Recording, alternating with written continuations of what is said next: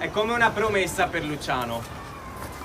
La luce di una persona buona, mite e umile di cuore, si è, solo per qualche ora, spenta. Ora la riaccendiamo e la portiamo con noi.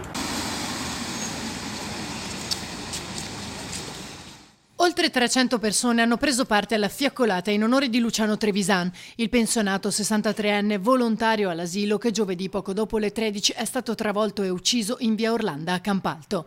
Alle 21 si sono riuniti davanti alla chiesa di San Martino per poi spostarsi nel punto dove è avvenuto l'incidente e dove troppe persone hanno già perso la vita, in quella che oramai viene definita la strada della morte. Ognuno con una fiaccola in mano per dire basta alle morti, per chiedere un intervento serio, una volta per tutte. Il pensiero è andato anche a Giulia, la 106esima vittima. È come se fosse riemerso qualcosa che era affondato ma che non era stato risolto.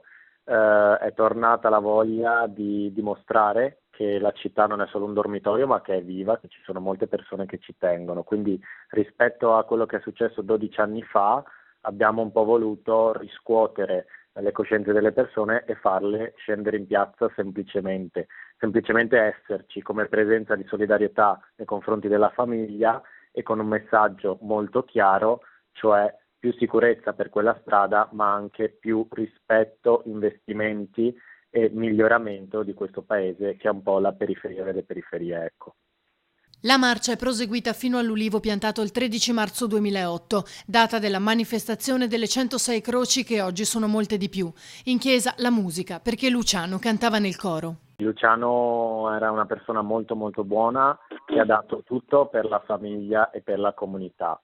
Noi ieri sera ci siamo presi un po' l'impegno di continuare il percorso che a lui è stato interrotto con la sua tragica scomparsa e riaccendere quella luce all'interno della comunità, per cui l'invito a tutti i cittadini di Campalto è dire: siamo cittadini, abbiamo un paese da sistemare e da far vivere e facciamolo. Martedì alle 10:30 nella chiesa di San Benedetto sarà celebrato il funerale di Luciano. La scuola materna rimarrà chiusa per lutto.